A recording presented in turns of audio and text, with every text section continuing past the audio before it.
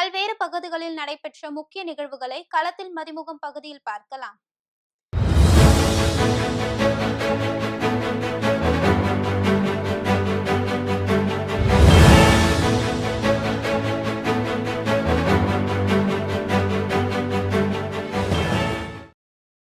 வேலூர் மாவட்டம் குடியாத்தம் அருகே மேய்ச்சலுக்கு சென்றபோது 50 அடி கிணற்றில் தவறி விழுந்த கன்றுக்குட்டியை தீயணைப்புத் துறையினர் பத்திரமாக மீட்டனர்.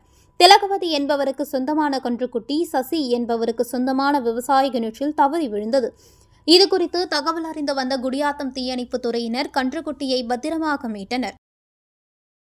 சென்னை தாம்பரம் சண்முக சாலையில் துணை முதலமைச்சர் உதயநிதி ஸ்டாலின் பிறந்தநாளை முன்னிட்டு தாம்பரம் மாநகர திமுக சார்பில் சட்டமன்ற உறுப்பினர் SR ராஜா தலைமையில் பொதுக்கூட்டம் நடைபெற்றது.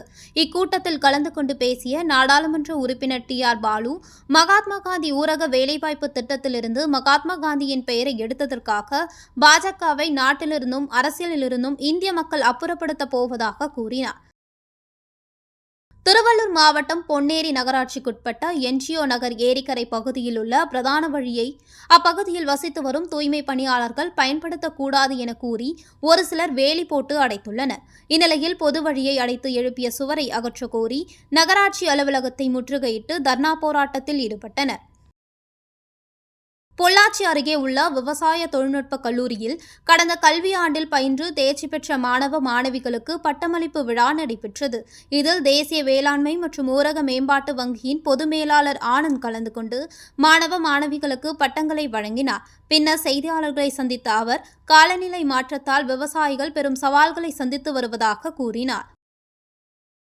மகாத்மா காந்தி ஊரக வேலைவாய்ப்பு திட்டத்திலிருந்து காந்தி பெயரை நீக்கி திட்டத்தின் நிதி பங்களிப்பு விதிமுறைகளில் மாற்றம் செய்த மத்திய பாஜக அரசை கண்டித்து ராணிப்பேட்டை மாவட்டம் ஆற்காடு பேருந்து நிலையத்தில் காங்கிரஸ் கட்சியினர் கண்டன ஆர்ப்பாட்டத்தில் ஈடுபட்டனர். விவசாயத்துறையில் வர்ற ஸ்டார்ட் அப்ஸ், அக்ரிபிரினர்ஸ் சொல்லக்கூடிய விவசாயத்துறையில் இருக்கிற தொழில்நுட்ப வல்லுநர்களை வரவேற்கும் விதமாக தான் இந்த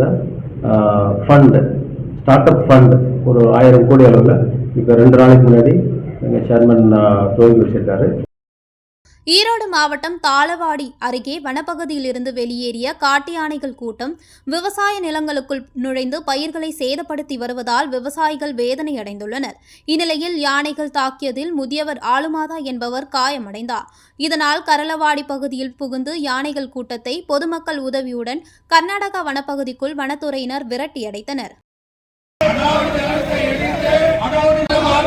மாற்றாதே மாற்றாதே மாற்றாதே மாற்றாதே மாற்றாதே மாற்றாதே மாற்றாதே மாற்றாதே 100 நாள் வேலை திட்டத்தில் 100 நாள் வேலை திட்டத்தில் 100 நாள் வேலை திட்டத்தில் 100 நாள் வேலை திட்டத்திலிருந்து மகாத்மா காந்தி பெயரை நீக்கிய ஒன்றிய பாஜக அரசை கண்டித்து சேலம் மாவட்டம் எடப்பாடி பேருந்து நிலையத்தில் 100க்கும் மேற்பட்ட காங்கிரஸ் கட்சியினர் கண்டன ஆர்ப்பாட்டத்தில் ஈடுபட்டனர்.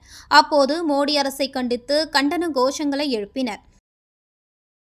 திருவண்ணாமலை மாவட்டம் சாத்தனூர் பிக்கப் அணையிலிருந்து திருவண்ணாமலை மாவட்டத்திற்கு குடிநீர் விநியோகம் செய்வதற்காக 55 கோடி ரூபாய் மதிப்பீட்டில் குடிநீர் பைப்லைன்கள் அமைக்கப்பட்டுள்ளது.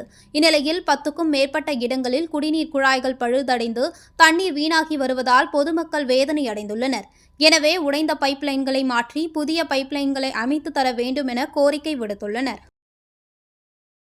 விருதுநகர் மாவட்டம் ஸ்ரீவில்லிபுத்தூரில் உள்ள ஸ்ரீ ஆண்டாள் கோவிலில் பகல் 10 உற்சவம் பச்சை பரத்துதல் நிகழ்ச்சியோடு தொடங்கியது.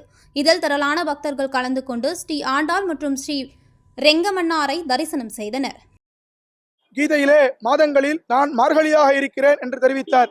அந்த மார்கழி மாதத்தை தானும் தேர்ந்தெடுத்து 30 தினங்கள் 30ம் தப்பாமே என்று நோன்பு நூற்றாள். அதன் பயனாக பங்குனி மாதம் உத்திர நட்சத்திரத்தன்று ஸ்ரீரங்கம் அரங்கநாதர் ஸ்ரீவில்லிபுத்தூர் எழுந்தருளி ஆண்டாள் நாச்சியாரை விவாகம் செய்து கொள்கிறார். அனைத்து வைஷ்ணவ ஆலயங்களிலுமே பகல் 10 ராப்பத்து என்று 2 திருவிழாக்கள் விசேஷமாக கொண்டாடப்படும். திருவண்ணாமலை அரசு மருத்துவக் கல்லூரி மருத்துவமனை நுழைவு வாயில் முன்பு 10 அம்ச கோரிக்கைகளை வலியுறுத்தி தமிழ்நாடு செவிலியர்கள் மேம்பாட்டு சங்கத்தின் சார்பில் காத்திருப்பு போராட்டம் நடைபெற்றது. இதில் ஏராளமான செவிலியர்கள் கலந்து கொண்டு தங்களது கோரிக்கைகளை வலியுறுத்தி கண்டன கோஷங்களை எழுப்பினர்.